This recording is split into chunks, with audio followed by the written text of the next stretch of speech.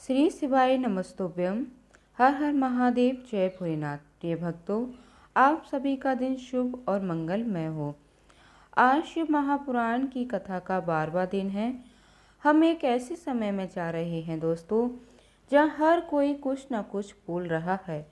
कोई social media पर, कभी बहस में, तो कभी जीवन की बेचैनी में। शब्दों का शोर इतना है कि आत्मा की आवाज़ दब चुकी है। परंतु शिव जी कुछ नहीं कहते, वह मौन रहते हैं, क्योंकि उनका मन ही उनका उत्तर है, उनकी शक्ति है, उनका प्रेम है। और शिव जी का मौन हमें सिखाता है, जब संसार बोलता है तब साधक को सुनना होता है। भीतर की बातों को शिव पुराण की कथा भी ऐसा ही मौन है, जो ऊपरी चहल पहल से दूर अंतर्मन से में उतारता है और वहाँ शांति, स्पष्टता और शिव जी को जागृत करता है। तो चलिए दोस्तों, आइए हम प्रार्थना के साथ आज के अध्याय का शुभारंभ करते हैं। हे शांत मूर्ति शिव, जब हमारे जीवन में बहुत कुछ अनकहा है, तो हमें आपकी तरह मौन में समाधान खोजने का साहस दीजिए। हमें दिखाइए कि शांति केवल बाहर नहीं, भीतर पनपती है। आपकी कथा सुनते सुनते हम भी कुछ बोलना नहीं, बल्कि कुछ समझना सीख जाएं। यही हमारी आपसे प्रार्थना है। हर हर महादेव। जय भोलेनाथ। दोस्तों, अब सुनिए आज की कथा। श्री ब्रह्मा जी कहते हैं, हे नारद, हिमवान के पुत्र लोक की पूज्य शक्ति स्वरूपा पार्वती हिमालय के घर में रहकर बढ़ने लगी। जब उनकी अवस्था 8 वर्ष की हो गई, तब सती के विरह से काटकर हुए शंभु को उनके जन्म का समाचार प्राप्त हुआ।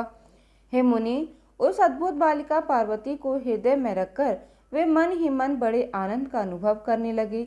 इसी बीच में लौकिक गति का आश्रय लेकर शंभु ने अपने मन को एकाग्र करने के लिए तपस्या करने का विचार किया। नंदी आदि कुछ शांत पार्षदों के साथ लेकर वे हिमालय के उत्तम शिखर पर गंगा अवतार नामक तीर्थ में चले आए, जहाँ पूर्व काल में ब्रह्मधाम में चत होकर समस्त पाप राशि का विनाश करने के लिए चली हुई परम पावनी गंगा पहल भूतल पर अवतीर्ण हुई थी। जितेंद्र हर ने वहीं रहकर तपस्या आरंभ की। वे आलस्य रहित होकर चेतन ज्ञान स्वरूप नित्य ज्योतिर्मय निरामय जगन में चिदानंद स्वरूप द्वितीयहीन तथा आश्रय रहित अपने आत्मभूत परमात्मा का एकाग्र भाव से चिंतन करने लगे। भगवान हर के ध्यान परायण होने पर नंदी और भृंगी आदि कुछ अन्य पार्षद गण भी ध्यान में तत्पर हो गए। उस समय कुछ ही प्रथम गण परमात्मा शंभु की सेवा करते थे। वे सब के सब मौन रहते और एक भी शब्द नहीं बोलते, और उनमें से कुछ द्वारपाल हो गए थे। इसी समय गिरिराज हिमवान उस औषधि बहुल शिखर पर भगवान शंकर का शुभागमन सुनकर उनके प्रति आदर की भावना से वहां आए। आकर शिव को सहित गिरिराज ने भगवान रुद्र को प्रणाम किया, उनकी पूजा की और अत्यंत प्रसन्न होकर हाथ जोड़कर उनका सुंदर स्तुवन किया। फिर हिमालय ने कहा, हे प्रभु, मेरे सौभाग्य का उदय हुआ है जो आप यहाँ पधारे हैं। आपने मुझे सनातन कर दिया है। प्रभु, क्यों ना हो, महात्माओं ने यह तो ठीक ही वर्णन किया है कि आप तो दीन वत्सल हैं। आज मेरा जन्म सफल हो गया, आज मेरा जीवन सफल हो गया, और आज मेरा सब कुछ सफल हो गया, क्योंकि आपने यहाँ पदार्पण करने का जो कष्ट उठाया है। हे महेश्वर, आप मुझे अपना दास समझकर शांत भाव में मुझे सेवा के लिए आज्ञा दीजिए। मैं बड़ी प्रसन्नता से अनन्वित होकर आपकी सेवा करूँगा। श्री ब्रह्मा जी कहते हैं, हे नारद, गिरिराज का यह वचन सुनकर महेश्वर ने किंचित आंखें खोली और शिव को सहित हिमवान को देखा। शिव को सहित गिरिराज को उपस्थित देखकर ध्यान योग में स्थित हुए जगदीश्वर वृषभ ध्वज ने मुस्कुराते हुए ऐसे कहा, शैलराज, मैं तुम्हारी शिखर पर एकांत में तपस्या करने के लिए आया हूँ। तुम ऐसा प्रबंध करो जैसे कोई भी मेरे निकट ना आ सके। तुम महात्मा हो, तपस्या के धाम हो, तथा मुनियों, देवताओं, राक्षसों और अन्य महात्माओं को भी सदा आश्रय देने वाले हो। द्विजाति का तुम्हारे ऊपर सदा ही निवास रहता है। तुम गंगा जी से अभिषिक्त होकर सदा के लिए पवित्र हो गए हो। दूसरों का उपकार करने वाले तथा संपूर्ण पर्वतों के सामर्थ्यशाली राजा हो। हे गिरिराज, मैं यहाँ गंगा अवतरण स्थल में तुम्हारे आश्रित होकर आत्म संयम पूर्वक बड़ी प्रसन्नता के साथ तपस्या करूँगा। हे शैलराज, हे गिरिश्रेष्ठ, जिस साधन से मेरी यहाँ तपस्या बिना किसी विघ्न बाधा के प्रारंभ रह सके, उसे इस समय प्रयत्न पूर्वक करो। हे गिरिराज, यही मेरी सबसे बड़ी सेवा होगी। तुम अपने घर जाओ और मैंने जो कुछ कहा है उसका उत्तम प्रीति से यत्न पूर्वक प्रबंध करो। श्री ब्रह्मा जी कहते हैं, हे नारद, ऐसा कहकर सृष्टिकर्ता जगदीश्वर भगवान शंभु मौन हो गए। उस समय गिरिराज ने शंभु से प्रेम पूर्वक यह बात कही, हे जगन्नाथ, हे परमेश्वर, आज मैंने अपने प्रदेश में स्थित हुए आपका स्वागत पूर्वक पूजन किया है। यही मेरे लिए महान सौभाग्य की बात है। अब आपसे और क्या प्रार्थना करूं? हे महेश्वर, कितने ही देवता बड़े बड़े यत्न का आश्रय लेकर महान तपस्या करके आपको नहीं प्राप्त कर पाते, वे ही आप यहाँ स्वयं उपस्थित हो गए। मुझसे बढ़कर श्रेष्ठ, सौभाग्यशाली और पुण्यात्मा दूसरा कोई नहीं है, क्योंकि आप मेरे पृष्ठभाग पर तपस्या करने के लिए उपस्थित हुए हैं। परमेश्वर, आज मैं अपने को देवराज इंद्र से भी अधिक भाग्यवान मानने लगा हूँ, क्योंकि सेवकों सहित आपने यहाँ आकर मुझे अनुग्रह का भागी बना दिया। हे देवेश, आप तो स्वतंत्र हैं, यहाँ बिना किसी विघ्न बाधा के उत्तम तपस्या कीजिए। प्रभु, मैं आपका दास हूँ, अतः सदा आपकी आज्ञा के अनुसार सेवा करूँगा। श्री ब्रह्मा जी कहते हैं, हे नारद, ऐसा कहकर गिरिराज हिमालय तुरंत अपने घर को लौट आए। उन्होंने घर आकर अपनी प्रिय मैना को बड़े आदर से वह सारा वृतांत सुनाया। तत्पश्चात शैलराज के साथ जाने वाले परिजनों तथा समाज सेवक गणों को बुलाकर उन्हें भी ठीक ठीक समझाया। हिमालय बोले, आज से कोई भी गंगा अवतरण नामक स्थान में, जो मेरे पृष्ठभाग में ही है, मेरी आज्ञा मानकर वहाँ कोई ना जाए। यह मैं सच्ची बात कहता हूँ। यदि कोई वहाँ जाएगा तो उस महादुष्ट को मैं विशेष दंड दे दूंगा। हे मुनि, इस प्रकार अपने समस्त गणों को शीघ्र ही नियंत्रित करके हेमवान ने विघ्न निवारण के लिए जो सुंदर प्रयत्न किया, वह मैं तुम्हें बताता हूँ। ध्यानपूर्वक सुनो। श्री ब्रह्मा जी कहते हैं, हे नारद, तदनंतर शैलराज हिमालय उत्तम फल फूल लेकर अपनी पुत्री के साथ हर्षपूर्वक भगवान हर के समीप गए। वहां जाकर उन्होंने ध्यानपरायण त्रिलोकीनाथ शिव को प्रणाम किया और अपनी अद्भुत कन्या काली को हृदय से उनकी सेवा में अर्पित कर दिया।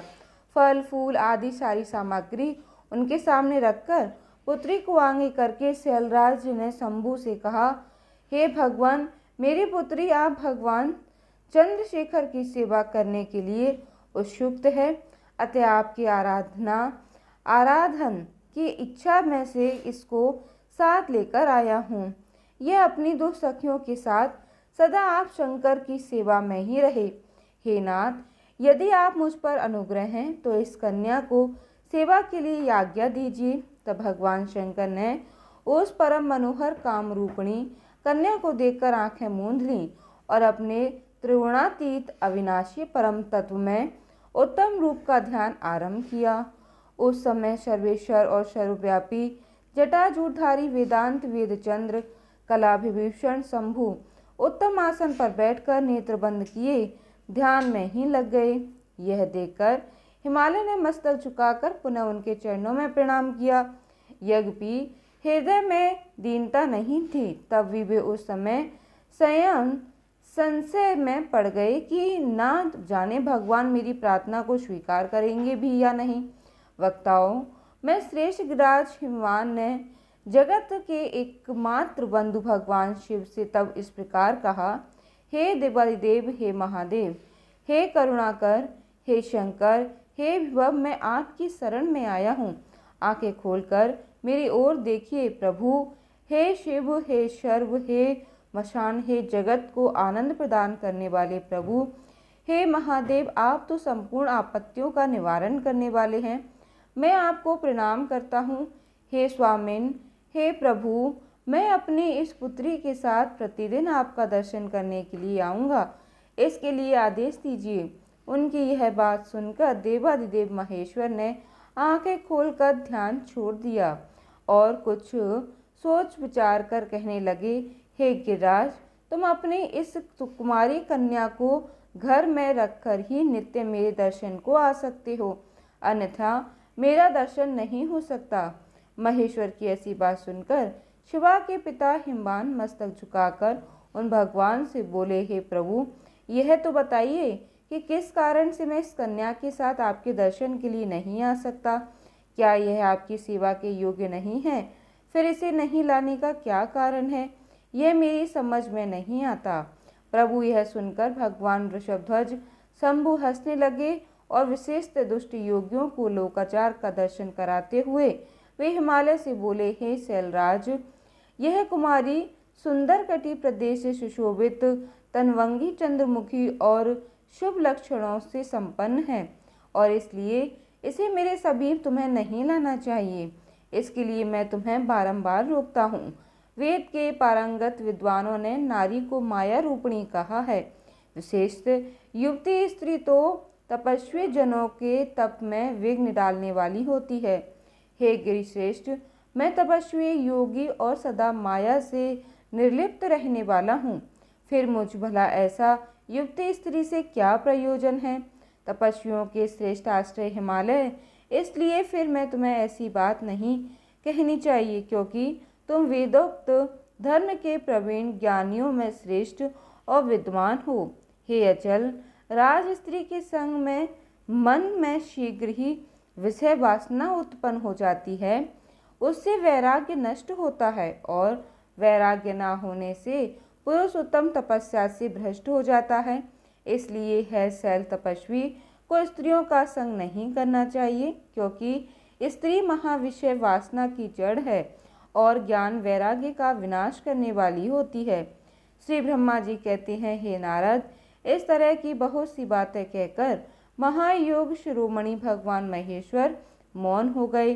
देवर्षि शंभु का यह निरामय, निष्प्रहन और निष्ठुर वचन सुनकर काली के पिता हिमान चकित कुछ व्याकुल होकर मौन हो गए। तपस्वी शिव की कही गई बात सुनकर गिरिराज हिमान को चकित हुआ जानकर भवानी पार्वती उस समय भगवान शिव को प्रणाम करके विशद वचन से बोली। देवी पार्वती कहने लगी, हे योगिन, अपने तपस्वी होकर गिरिराज से यह क्या बात कह डाली? हे प्रभु, आप ज्ञान विशारद हैं, तब भी आप अपनी बात का उत्तर मुझसे सुनिए। हे शंभु, आप तप शक्ति से संपन्न होकर ही बड़ा भारी तप करते हैं। उस शक्ति के कारण ही आप महात्मा को तपस्या करने का विचार हुआ। सभी कर्मों को करने की जो वह शक्ति है, उसे ही प्रकृति जानना चाहिए। प्रकृति से ही सबकी सृष्टि, पालन और संहार लेते हैं। भगवान, आप कौन हैं और सूक्ष्म प्रकृति क्या है, इसका विचार कीजिए। प्रकृति के बिना लिंग रूपी महेश्वर कैसे हो सकते हैं? आप सदा प्राणियों के लिए जो अर्चनीय, वंदनीय और चिंतनीय हैं, वह प्रकृति के ही कारण है। इस बात को हृदय से विचार कर ही आपको जो कहना हो वह सब कहिए। श्री ब्रह्मा जी कहते हैं, हे नारद, पार्वती जी के इस वचन को सुनकर महती लीला करने वाले लगे हुए प्रसन्नचित महेश्वर हंसकर बोले, हे महेश्वर ने कहा, मैं उत्कृष्ट तपस्या द्वारा ही प्रकृति का नाश करता हूँ और तत्व प्रकृति रहित शंभु के रूप में स्थित होता हूँ। अतः सत्पुरुषों को कभी यह या कहीं भी प्रकृति का संग्रह नहीं करना चाहिए। लोकाचार से दूर और निर्विकार रहना चाहिए। नारद, जब शंभु ने लौकिक व्यवहार के अनुसार यह बात कही, तब देवी पार्वती अर्थात काली मन ही मन हंसकर मधुर वाणी में बोली। काली ने कहा, हे कल्याणकारी प्रभु, हे योगिन, आपने जो बात कही है वह वाणी प्रकृति नहीं है। अगर ऐसा है तो फिर आप उससे परे क्यों नहीं हो गए, क्योंकि प्रकृति का सहारा लेकर बोलने लगे। इन सब बातों का विचार करके तात्विक दृष्टि से जो यथार्थ बात हो उसी को कहना चाहिए। यह सबको सदा प्रकृति से बंधा हुआ है। इसलिए आपको ना तो बोलना चाहिए और ना कुछ करना ही चाहिए, क्योंकि कहना और करना सब व्यवहार प्राकृतिक है। आप अपनी बुद्धि से इसको समझिए। आप जो कुछ सुनते, खाते, देखते और करते हैं वह सब प्रकृति का ही कार्य है। हे योगेश्वर, बहुत कहने से क्या लाभ। मेरी उत्तम बात सुनिए। मैं प्रकृति हूँ, आप पुरुष हैं। यह सत्य है और सत्य है, और इसमें कोई भी संशय नहीं। मेरी अनुग्रह से ही आप सगुण और साकार माने गए हैं। मेरे बिना तो हे प्रभु आप निरीह हैं, कुछ भी नहीं कर सकते। आप जितेंद्रिय होने पर भी प्रकृति के अधीन होकर सदा नाना प्रकार के कर्म करते हैं। फिर निर्विकार कैसे हैं और मुझसे लिप्त कैसे नहीं। हे शंकर, हे भोलेनाथ, यदि आप प्रकृति से परे हैं और यदि आपका यह कथन सत्य है तो आपको मेरे समीप रहने पर भी डरना नहीं चाहिए। श्री ब्रह्मा जी कहते हैं, पार्वती जी का यह सांख्य शास्त्र के अनुसार कहा हुआ वचन सुनकर भगवान शिव वेदांत मत में स्थित होकर उनसे यूं बोले।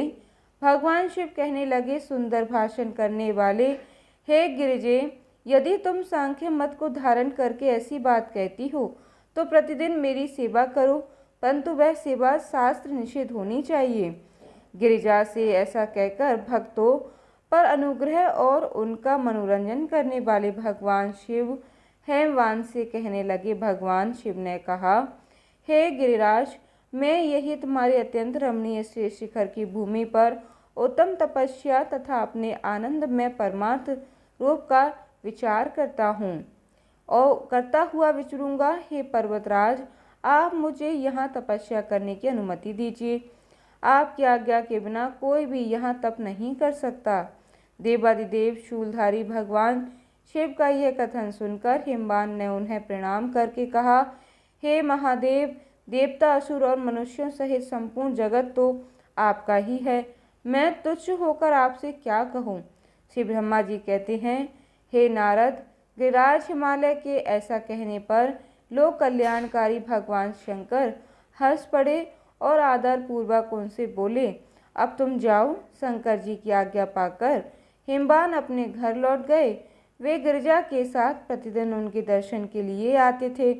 काली अपने पिता के बिना भी दोनों सखियों के साथ नित्य शंकर जी के पास जाती और भक्ति पूर्वक उनकी सेवा में लगी रहती। नंदीश्वर आदि कोई भी गण उन्हें रोकता ही नहीं था। हे तात, महेश्वर के आदेश से ही यह सब होता था। प्रत्येक गण पवित्रता पूर्वक रहकर उनकी आज्ञा का पालन करता। जो विचार करने से परस्पर अभिन्न सिद्ध होते हैं उन्हें शिवाशिव ने सांख्य और वेदांत मत में स्थित होकर जो कल्याण साधक संवाद किया वह सर्वदा सुख देने वाला है।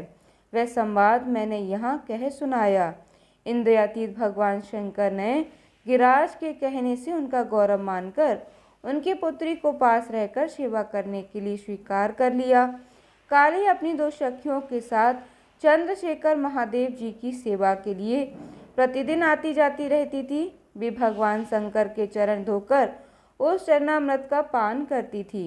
आग से तपाकर शुद्ध किए हुए वस्त्र से अथवा गर्म जल से धोए हुए वस्त्र के द्वारा उनके शरीर का मार्जन करती, उसे मलती पोंछती थी। फिर 16 उपचारों से विधिवत हर की पूजा करके बारंबार उनके चरणों में प्रणाम करने के बाद प्रतिदिन पिता के घर वह वापस लौट जाती रही।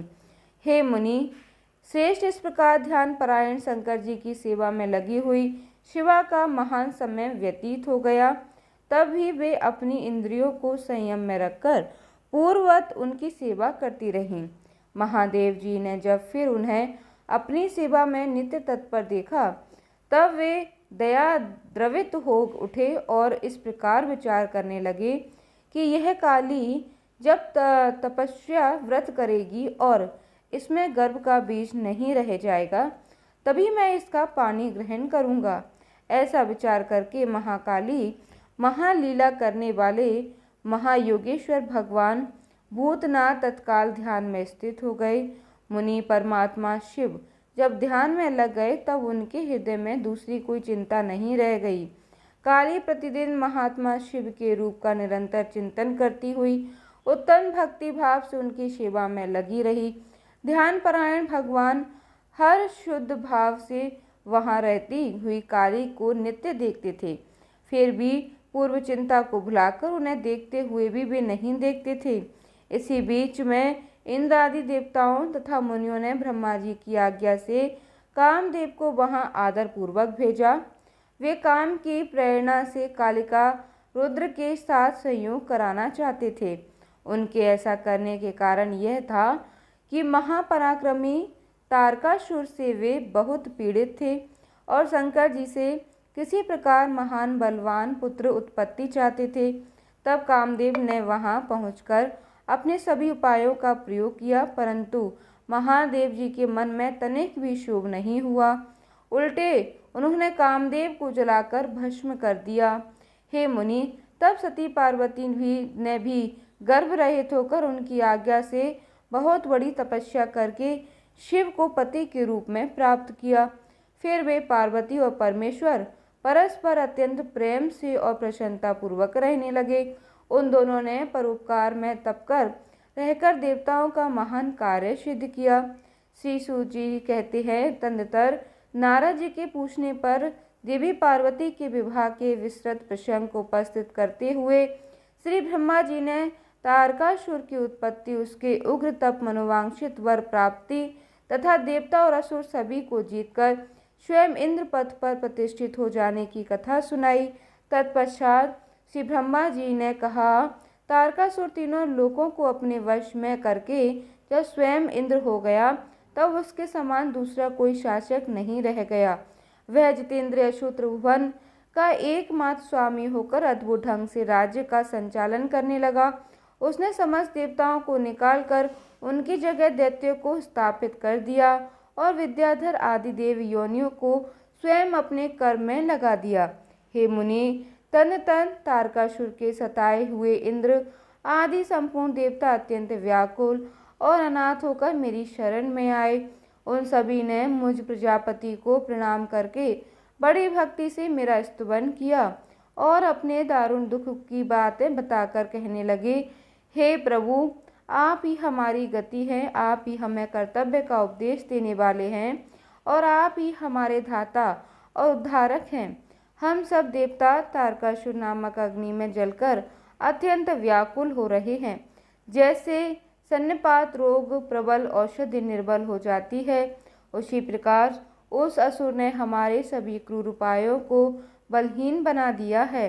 भगवान विष्णु के सुदर्शन चक्र ही हमारी विजय की आशा अवलंबित रहती है, परंतु वह भी उसके कंठ पर कुंठित हो गया है।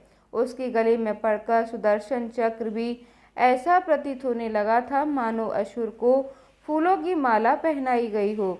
हे मुनि, देवताओं का यह कथन सुनकर मैंने उन सब से संयोजित बात कही। देवताओं, मेरे ही वरदान से दैत्य तारकासुर इतना बढ़ गया है, अतः मेरे ही हाथों उसका वध होना उचित नहीं है। जो जिससे पलकर बड़ा हो, उसी के द्वारा उसका वध होना योग्य कार्य नहीं कहलाता।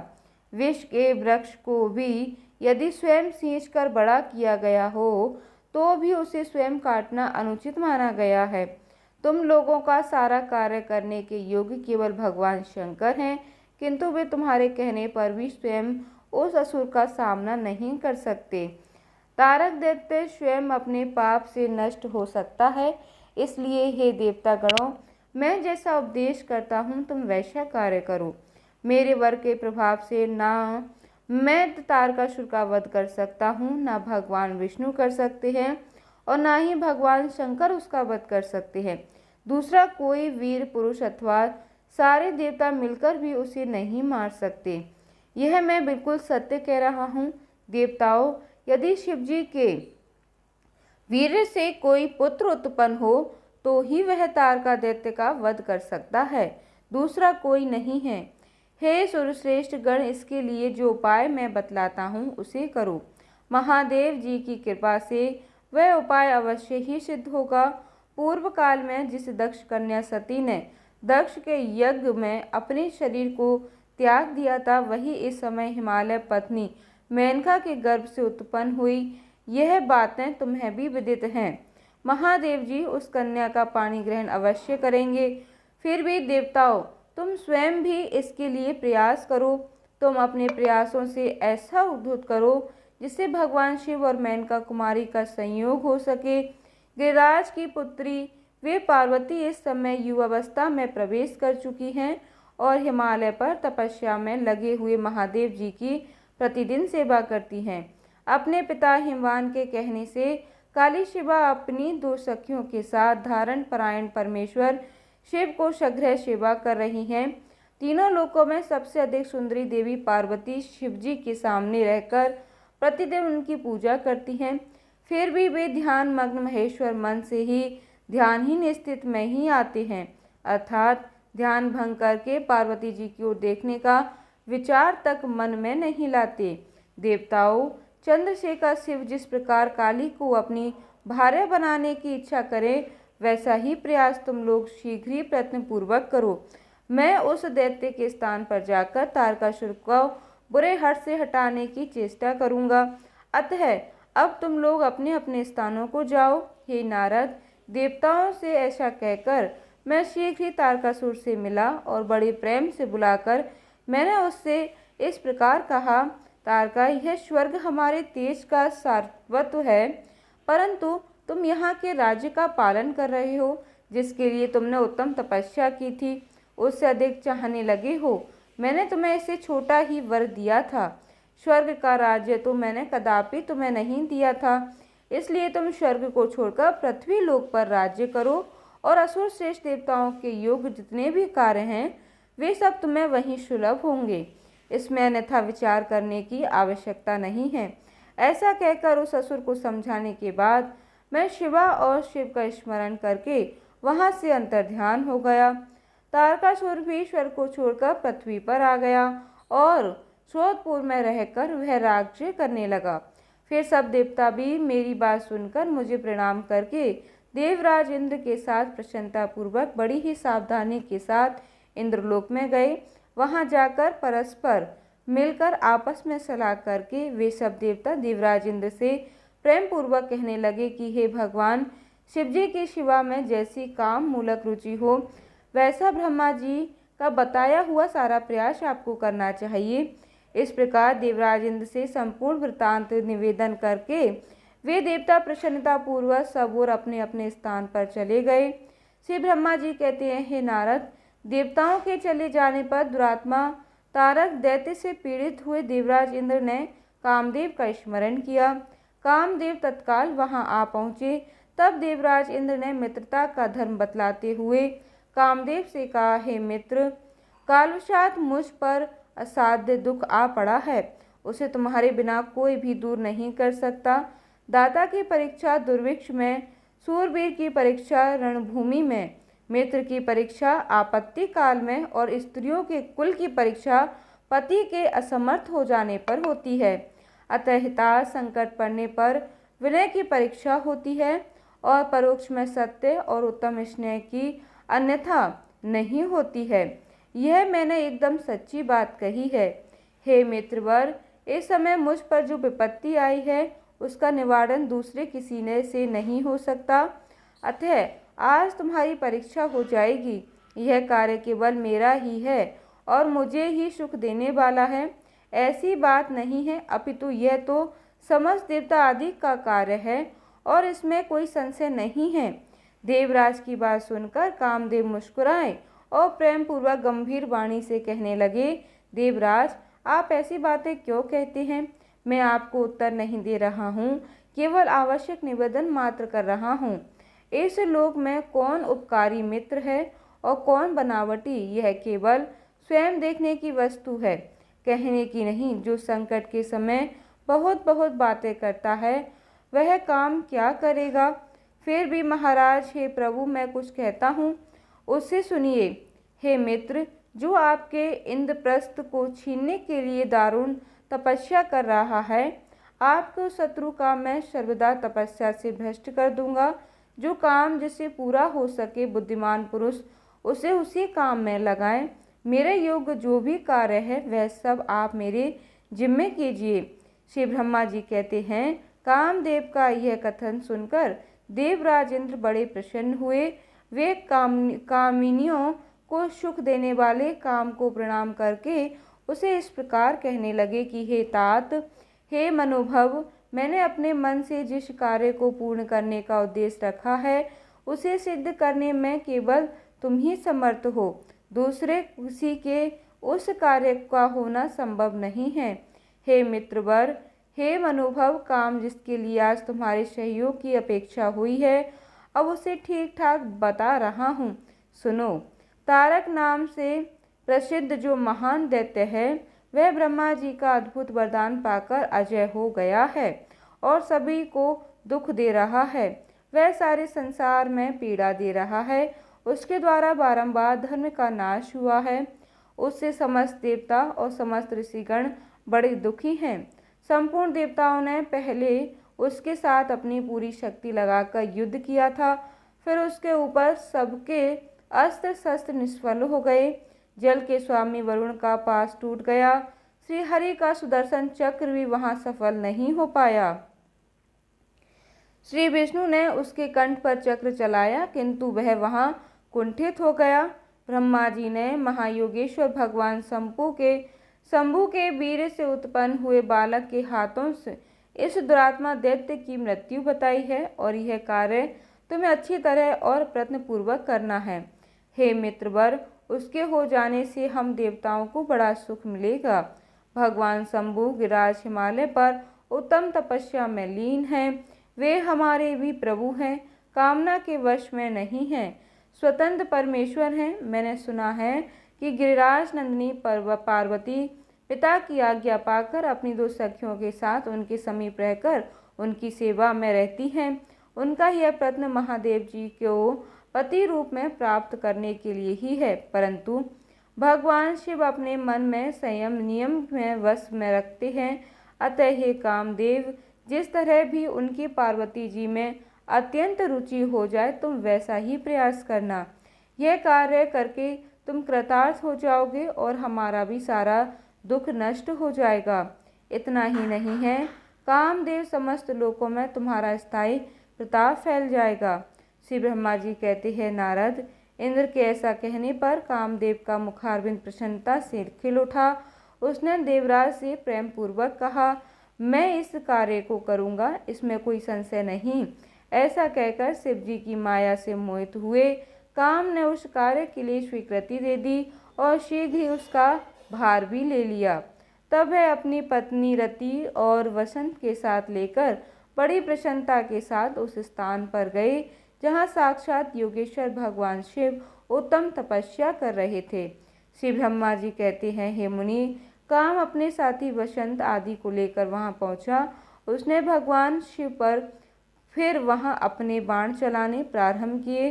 तब शंकर जी के मन में पार्वती जी के प्रति आकर्षण होने लगा। अपने धैर्य का हास्य होता देखकर महायोगी महेश्वर अत्यंत विस्मित होकर मन ही मन यह चिंतित करने लगे कि किस कुकर्मी ने यहाँ मेरे चित्त में विकार पैदा कर दिया। इस तरह विचार करके सत्पुरुषों के आश्रयदाता महायोगी परमेश्वर शिव शंका युक्त होकर संपूर्ण दिशाओं की ओर देखने लगे। उसी समय वाम भाग में बाण खींचते खड़े हुए कामदेव पर उनकी दृष्टि पड़ी। वह मूर्छित मदन अपनी शक्ति से घमंड में भगवान शिव पर अपने काम बाण चलाना चाहता था। उस पर दृष्टि पड़ने पर ही परमात्मा गिरीश को तत्काल रोष चढ़ाया। उन्हें मुने मुधर उधर आकाश में बाण सहित धनुष लिए खड़े हुए कामदेव ने भगवान शंकर पर अपना अमोघ अस्त्र छोड़ दिया, जिसका निवारण करना बहुत ही कठिन था। परंतु परमात्मा शिव पर वह अमोघ अस्त्र भी मोघ भी हो गया, अर्थात व्यर्थ हो गया। क्रोधित हुए परमेश्वर के पास जाते हुए वह शांत हो गया। भगवान शिव पर अपने शस्त्र के व्यर्थ हो जाने पर कामदेव को बड़ा भय हुआ। भगवान मृत्युंजय को सामने देखकर वे कांप उठा और इंद्र आदि सभी देवताओं का स्मरण करने लगा। हे मुनिश्रेष्ठ, अपना प्रयास निष्फल हो जाने पर कामदेव भय से व्याकुल हो उठा था। मुनीश्वर कामदेव को स्मरण करने पर वे इंद्र आदि सभी देवता वहां आ पहुंचे और शंभु को प्रणाम करके उनकी स्तुति करने लगे। देवता स्तुति कर रहे थे कि कुपित हुए भगवान हर के ललाट के मध्य भाग में स्थित तृतीय नेत्र से बड़ी भारी अलग तत्काल प्रकट होकर निकली। उसकी ज्वालाएं ऊपर की ओर उठी रही थी। वह आग धू धू करके जलने लगी। उसकी प्रभा प्रयाग्नि के समान जान पड़ती थी। वह आग तुरंत ही आकाश में उछली और पृथ्वी पर गिर पड़ी। फिर अपने चारों ओर चक्कर काटते हुए धाराशायिनी हो गई। साधु भगवान, क्षमा कीजिए, यह बात जब तक देवताओं के मुख से निकलने तक तब तक ही उस आग में कामदेव को जलाकर भस्म कर दिया। उस वीर कामदेव को मारे जाने पर देवताओं को बड़ा दुख हुआ। वे सब व्याकुल होकर हाय हाय ये क्या हुआ ऐसा कहकर जोर जोर से चित्कार करके वह रोने लगे, बिखरने लगे। उस समय विकृत चित्र हुई पार्वती जी का सारा शरीर सफेद पड़ गया। काटो तो खून नहीं, वे सखियों के साथ लेकर अपने भवन को चली गईं। कामदेव के जल जाने पर रति वहां एक क्षण तक भी अचेत पड़ी रही। पति की मृत्यु के दुख से वह उस तरह पड़ गई थी मानो मर ही गई हो।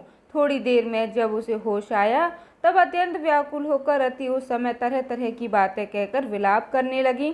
रति बोली, हाय मैं क्या करूं, कहाँ जाऊं? देवताओं ने यह क्या कर दिया, मेरे उदंड स्वामी को बुलाकर नष्ट करा दिया।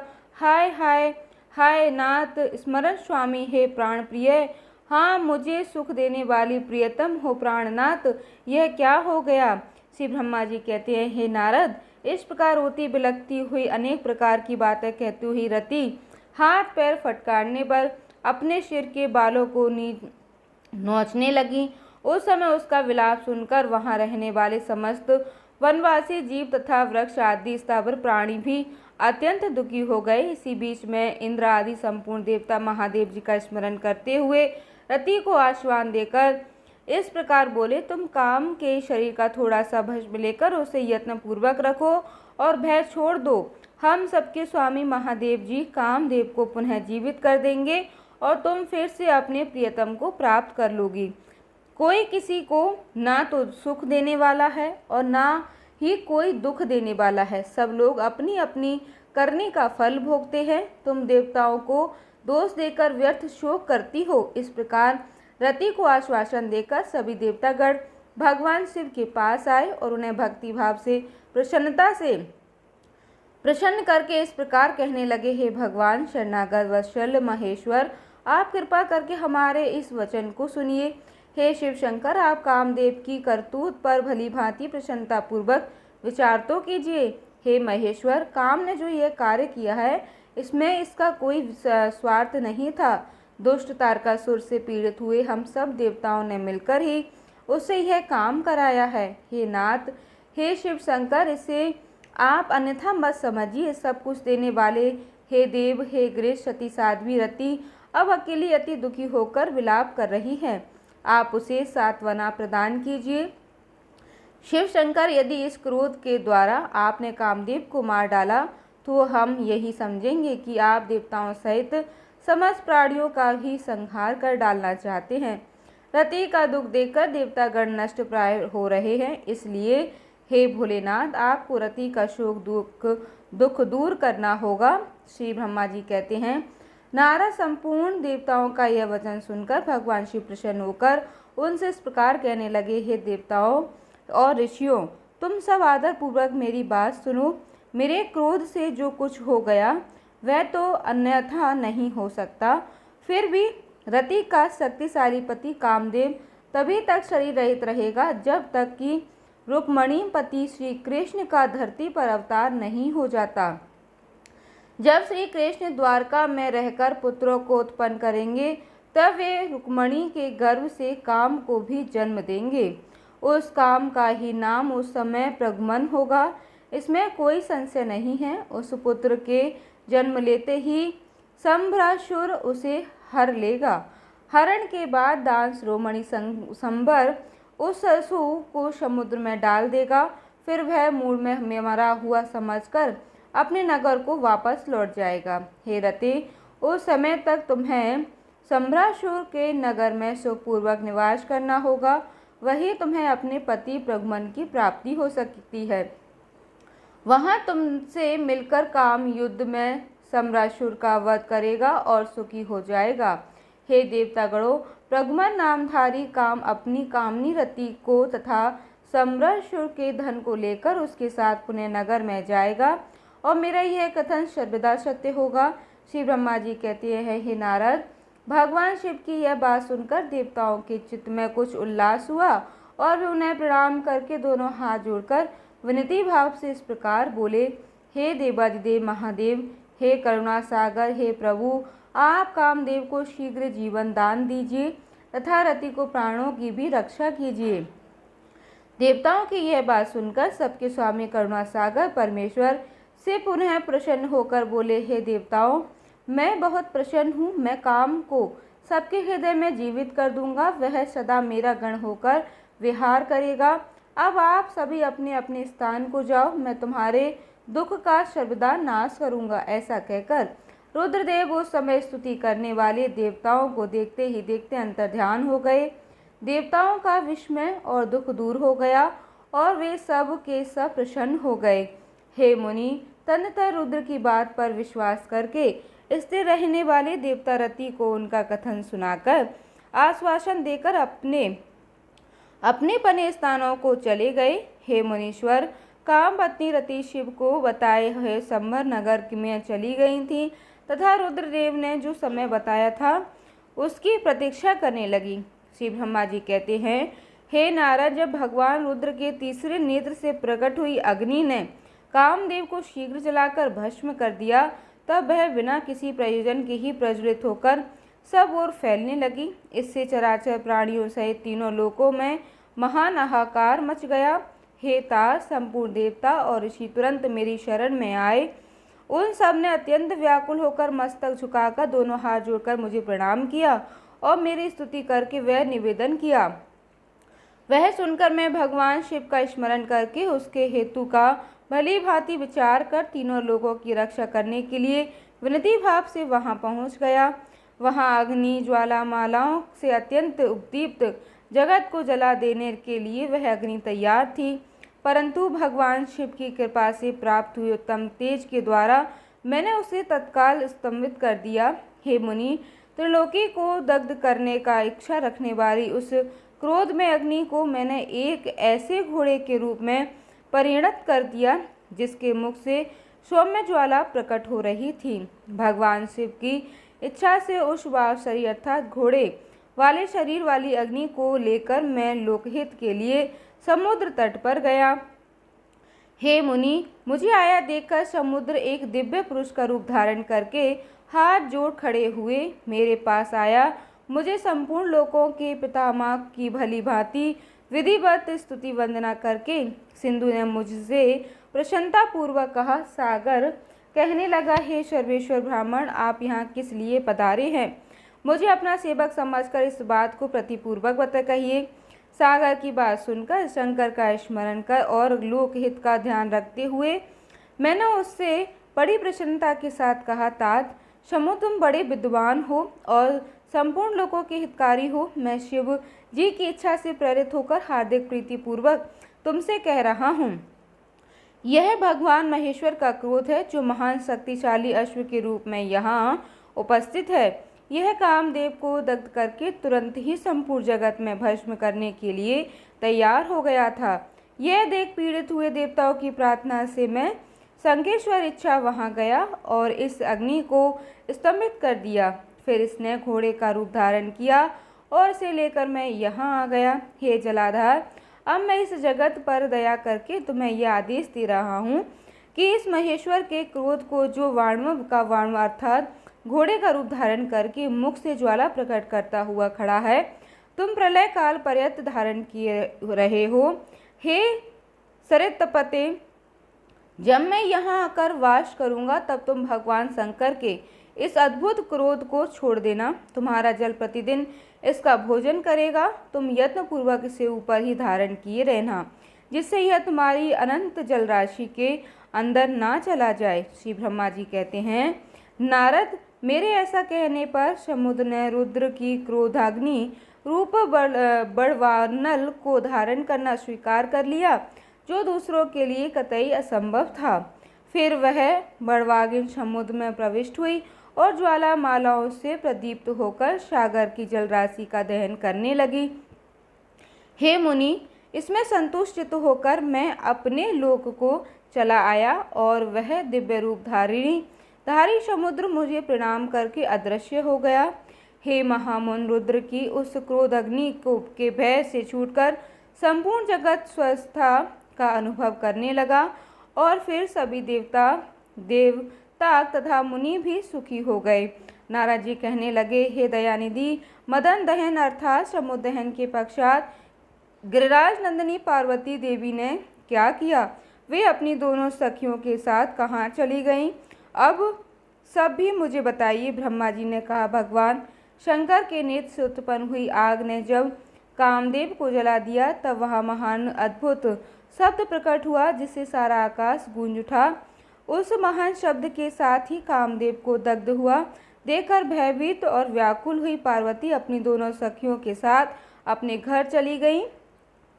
उस शब्द से परिवार सहित हेमवान भी बड़े विस्मय में पड़ गए और वहां गई हुई अपनी पुत्री का स्मरण करके उन्हें बड़ा भारी क्लेश हुआ। इतने में ही पार्वती दूर से आती हुई दिखाई दी और वे उस समय शंभु के विरह से रो रही थी। अपनी पुत्री को अत्यंत विवल हुई देख शैलराज हिमवान को भी बड़ा दुख हुआ और वे शीघ्र ही उसके पास जा पहुँचे। फिर वे हाथ से उसकी दोनों आंखें पोंछकर कहने लगे, शिवे डरो मती, रो मत। ऐसा कहकर अश्लेश्वर हिमवान ने अत्यंत विल हुई पार्वती को शीघ्र ही गोद में उठा लिया और उसे सांत्वना देते हुए अपने घर ले गए। कामदेव का दाह करके महादेव जी अदृश्य हो गए थे, अतः उनके विरह से पार्वती जी अत्यंत व्याकुल हो उठी। उन्हें कहीं भी सुख या शांति नहीं मिलती थी। पिता के घर में जाकर जब वे अपनी माता से मिली तो उस समय पार्वती शिवा ने अपना नया जन्म हुआ माना। वे अपने उस रूप की निंदा करने लगी और बोली, हाय मैं मारी गई। सखियों को समझाने पर भी गिरिराज कुमारी कुछ भी नहीं समझ पाती थी। वे सोते जागते, खाते पीते, नहाते धोते, चलते फिरते और यहाँ तक कि सखियों के बीच में खड़े होकर भी कभी भी किंचित मात्र सुख का अनुभव नहीं कर पाती थी। मेरे स्वरूप को तथा जन्म को, कर्म को धिक्कार है। ऐसा कहती हुई वे सदा महादेव जी की प्रत्येक चेष्टा का चिंतन किया करती। इस प्रकार पार्वती जी भगवान शिव के विरह से मन ही मन अत्यंत क्लेश का अनुभव करती रही और फिर किंचित मात्र भी कहीं भी सुख नहीं पा रही थी। वे सदा शिव का जाप किया करती। शरीर से तो पिता के घर में रहकर भी वे मन से पिनाकवाणी भगवान शंकर के पास पहुंची रहती थी। हे तात, शिव शोक मग्न होकर बारंबार मूर्छित हो जाया करती थी। शैलराज हिमवान, उनकी पत्नी मेनका तथा उनके मेनक आदि सभी पुत्र जो बड़े उदार चेता थे, उन्हें सदा सांत्वना देते रहते थे। फिर भी वे भगवान शंकर को भूल नहीं सकी। हे बुद्धिमान देवर्षि, फिर एक दिन देवराज इंद्र की प्रेरणा से इच्छा अनुसार घूमते हुए तुम हिमालय पर्वत पर आए। उस समय महात्मा हेमवान ने तुम्हारा स्वागत सत्कार किया और कुशल मंगल पूछा। फिर तुम उनके दिए हुए उत्तम आसन पर बैठे। तदनंतर शैलराज ने अपनी कन्या के चरित्र का आरंभ से ही वर्णन किया।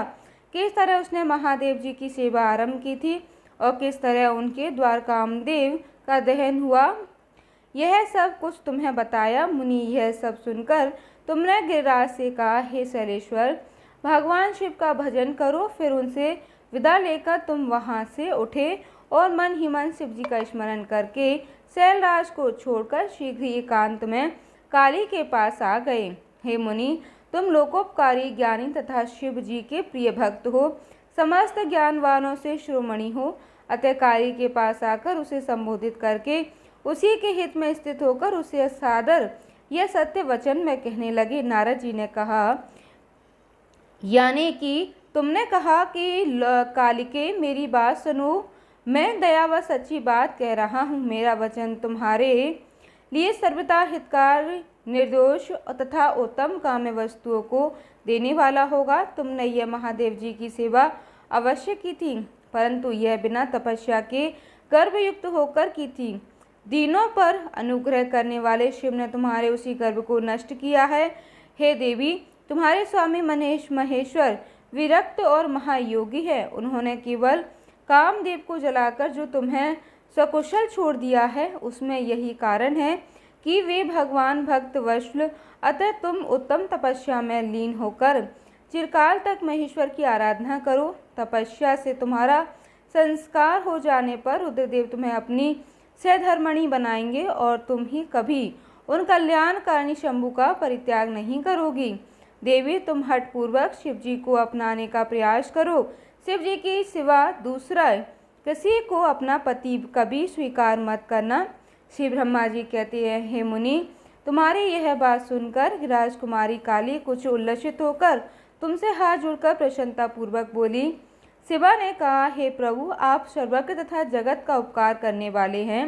हे मुनि, मुझे रुद्रदेव की आराधना के लिए कोई मंत्र दीजिए। श्री ब्रह्मा जी कहते हैं, हे नारद, पार्वती का यह वचन सुनकर तुमने पंचाक्षर शिव मंत्र अर्थात नमः शिवाय, इस मंत्र का उन्हें विधि पूर्वक उपदेश दिया। उत्पन्न करने के लिए तुमने उसका सबसे अधिक प्रभाव भी बताया। तब तुम कहने लगे कि देवी, इस मंत्र का परम अद्भुत प्रभाव सुनो। इसके श्रवण मात्र से भगवान शंकर प्रसन्न हो जाते हैं। यह मंत्र सभी मंत्रों का राजा और मनोवांछित फलों को देने वाला है।